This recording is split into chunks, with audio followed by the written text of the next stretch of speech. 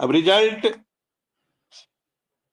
अनुदेशकों की किस्मत, ईश्वर की कृपा,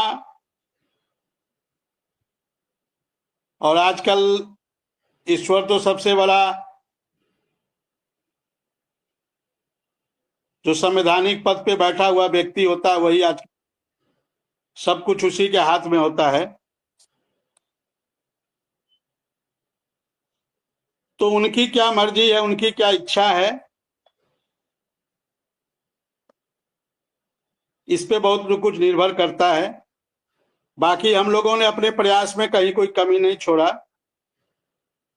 जितना हम लोग से बन पड़ा उससे ज्यादा ही प्रयास करने का काम किया, उससे ज्यादा ही मेहनत करने का प्रयास किया। अब बाकी क्या रिजल्ट आता है,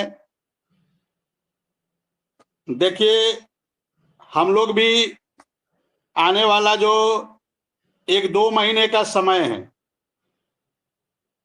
इस 1-2 महीने तक ही हम लोग भी अपने धैर्य को रख पाएंगे। सरकार से अनुनय करेंगे, विनय करेंगे, निवेदन करेंगे, हाथ जोड़ेंगे, पैर जोड़ेंगे एक सीमा तक। लेकिन जब हम लोगों को लगेगा कि हमारा हाथ जोड़ना, पैर पकड़ना, अनुनय विनय करना, इससे सफलता नहीं मिल रही है, तो फिर हम लोग भी स्वतंत्र होंगे। लोकतांत्रिक देश है, हर व्यक्ति के अंदर, हर व्यक्ति स्वतंत्र है अपने हिसाब से काम करने को। तो सरकार की जिम्मेदारी है कि यदि इस प्रकार का माहौल वो बनाए हैं कि उत्तर प्रदेश के अनुदेशकों को कुछ मिलने जा रहा है, और माननीय मुख्यमंत्री जी ने बैठक कराई 8 अक्टूबर को, जैसा कि बेसिक शिक्षा मंत्री जी कह रहे थे कि माननीय मुख्यमंत्री जी के दिशा निर्देश पर यह बैठक है, और उस बैठक का परिणाम यदि नहीं निकलेगा, उस बैठक का रिजल्ट यदि नहीं निकलेगा, तो फिर उस बैठक का मतलब क्या है। तो इसीलिए हम लोग इंतजार कर रहे हैं कि सरकार हम लोगों पे ध्यान दे। आपकी जो सबसे बड़ी समस्या है आर्थिक समस्या, आर्थिक समस्या का समाधान करे।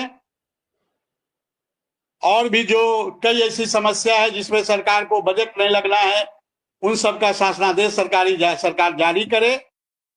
सरकार के पास समय है, अभी सरकार इसको पूरा करे, सरकार करे, हमारे अधिकार को हमको दे।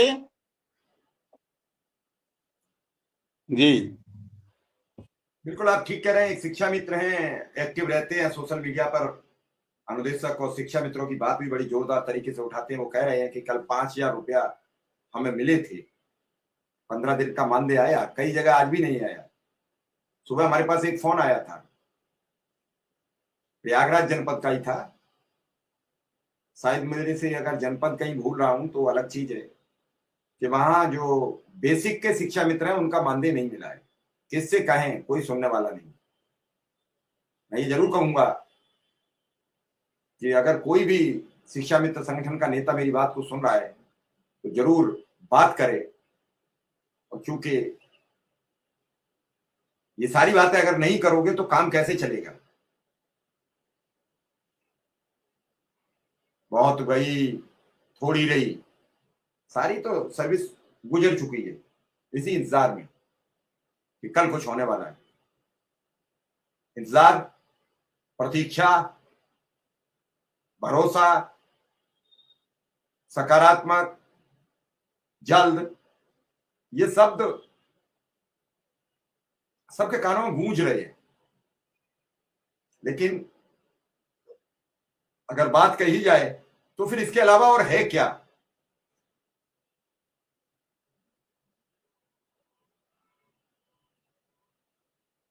बात तो सरकार बड़ी बड़ी लंबी करती है जब जरूरत होती है। अभी चुनाव आ जाए तो कल से बातचीत का नजरिया बदल जाएगा। विक्रम सिंह, समझना बात को, मेरी को ध्यान से। बातचीत का नजरिया बदल जाएगा, सिस्टम बदल जाएगा। अब आप बताओ, और चुनाव खत्म हो जाएगा तो फिर आप भूल जाओगे। ये चीजें बड़ी खतरनाक होती हैं। आज हर चीज पर सवाल उठ रहे हैं और कल दिल्ली में शपथ ग्रहण है।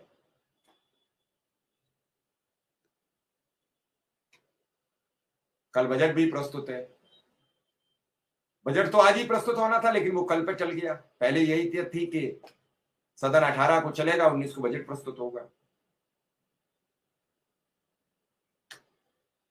विक्रम सिंह, कई विधायकों से आप मिलिए, नवनिर्वाचित से भी मिलिए, पुरानों से भी मिलिए, एमएलसी से मिलिए, क्या 2-4 विपक्षी लोगों से भी मिलने का प्रयास किया है या सत्ताधारी दलों से ही मिले?